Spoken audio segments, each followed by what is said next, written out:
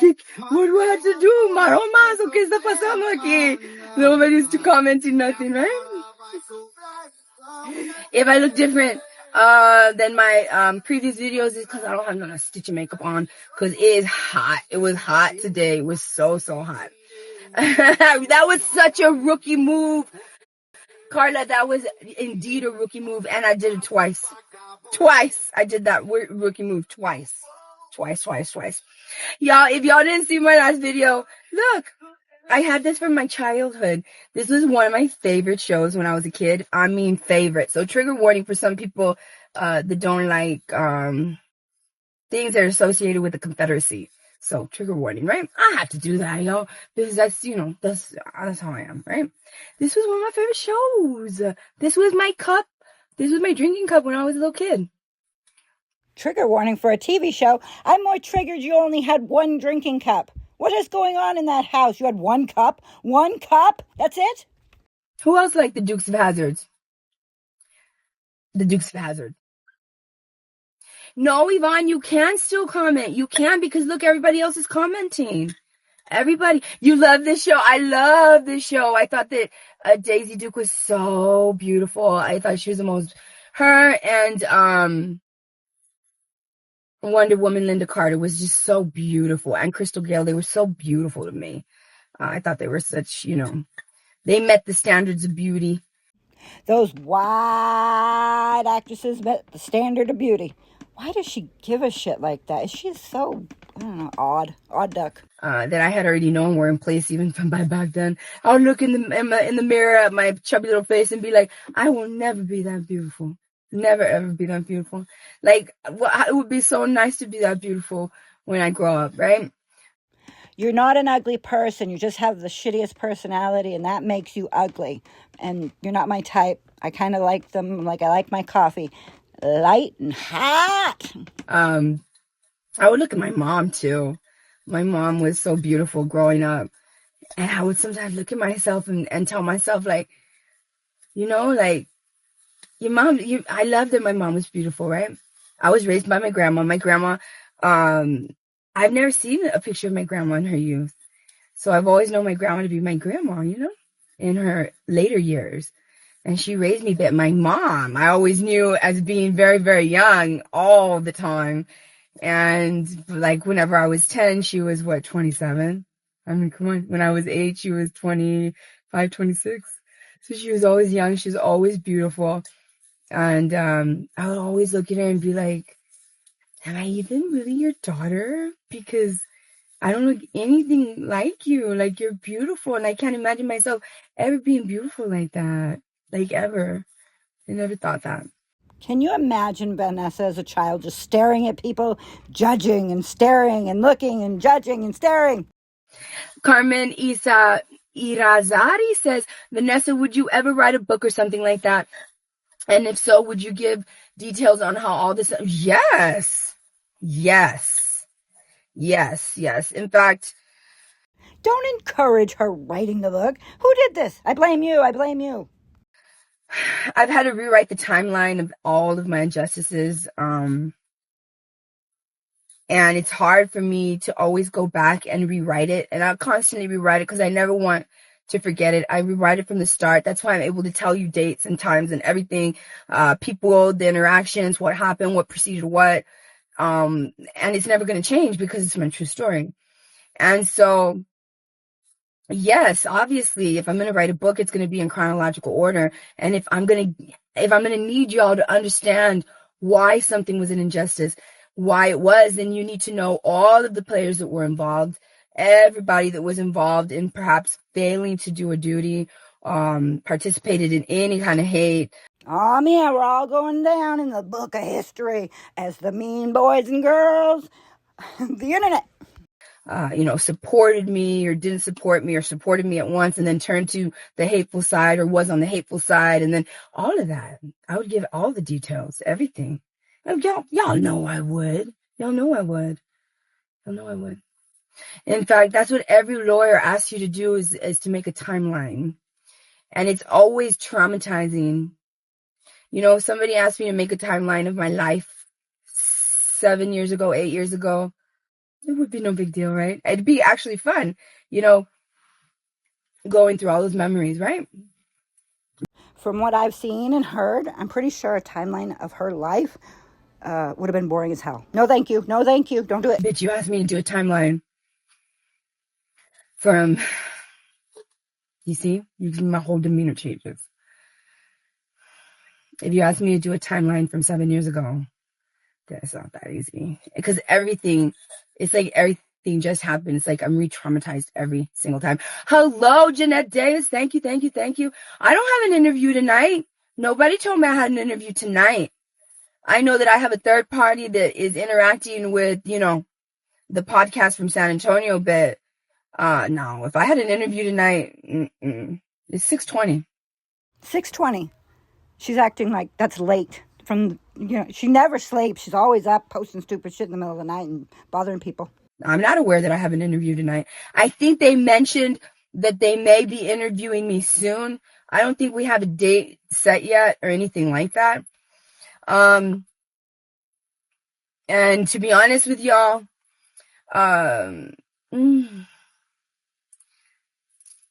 they stated that they wanted to remain neutral. And I've gone on podcasts before where they think that they're going to, you know, I mean, I even saw one of their posts or one of their comments saying, we're going to ask her, there no question is hard for me to answer, except I'm not going to be talking about any of my cases, obviously. I'm not going to be, and that's legalities. Everybody's told by their lawyer, you can say this or you cannot say this or whatever. So there's going to be a limit there. Any details involving any injustices with perhaps maybe my daughters or my sons, I'm not going to be talking about that. I'll talk about that in a general way. There's a real stand-up mother for you. Won't talk about her cases because of lawyers, but she'll talk about her kids in a general way. Get the fuck out of here, you stupid bitch. The whole basis of why they want to talk to me is how the feud between me and that person started. And that's what that's about. Ooh, gotcha, bitch. I thought you said it wasn't a feud. And the feud between me and that person has zero to do with any of my cases. Now, if the point of this interview is not to find out how this feud started, because remember, it all started with the poster board, with the science experiment board. And the science experiment board said, hey, this is the 210 chismosa, and I just was doing all day long this research, and this lady, and I want to know what's going on, right? Was it a poster board or a dry erase marker board? Because now I'm confused. Science experiment board? What the hell's that? That means your questions are going to be limited, because it's only going to be about how this feud got started. Really, it's not a feud, because when you diminish it and call it a feud, then you diminish the fact, you literally take the hate out of the equation. And it's very important to admit and acknowledge that there definitively is somebody who's being targeted and defending themselves, and somebody that's doing the targeting and the offensiveness. There's a clear difference. Just because you say there's a difference doesn't make it true. Hey, we're all out here just trying to survive and make it another day. So that's what all that was about. That's what all they wanted to know about, right? Now, they haven't told me that they also want to know about injustices and things like that. And I'm not really liking, at first I thought, oh yes, go on a podcast and bore the crap out of that audience. Nobody wants to hear about your friggin' injustice. You're an injustice. I'd rather hear about how you got bit in the nipple. It was maybe a good idea that they wanted to do this like not recorded, not live, right? But then, look at that big old smile when she says real politics. I can handle a live interview, believe me. I've been on other real politics. It's so funny when some lady says, I'm one of the producers of Real Politics. Lady, have you seen the number of people that like the page Real Politics? It's not like if you're the producer of Dateline or 2020, okay? first of all. And the reason that I'm telling you in this way is because you're the lady that's been on the phone with, the hateful lady, right? Trying to validate her hate against me, right? And her hate creation against me. And so she knows who she is. She's, Miss, we'll just call her Miss Phone Call, right? She's she was all trying to show off on the 210 She's Mosa post, that somebody put out there today saying that,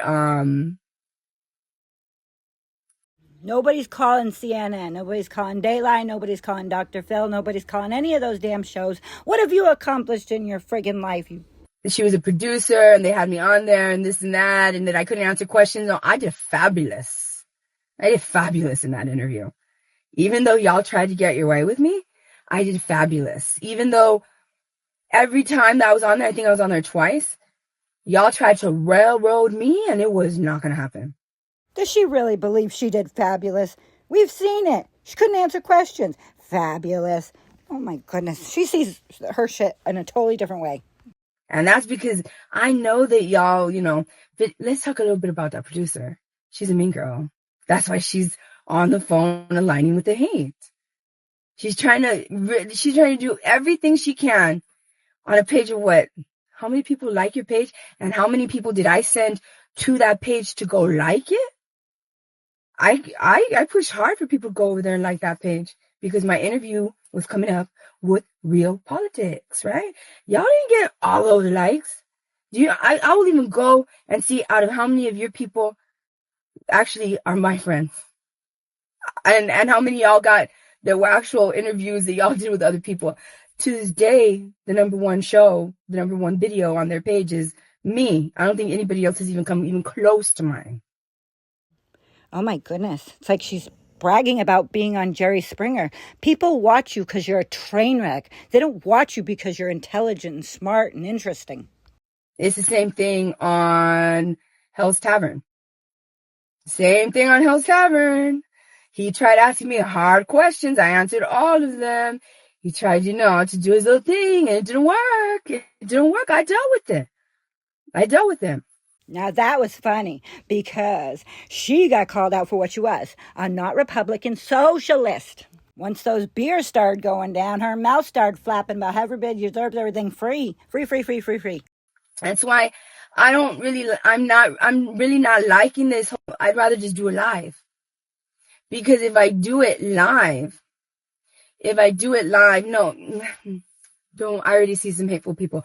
I'll deal with you right now. You wait, okay?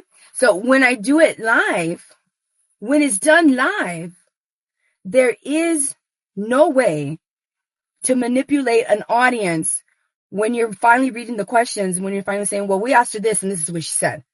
And then you want to inject your own commentary before or after or during your explanation of the questions asked and then the way that you present it to the audience.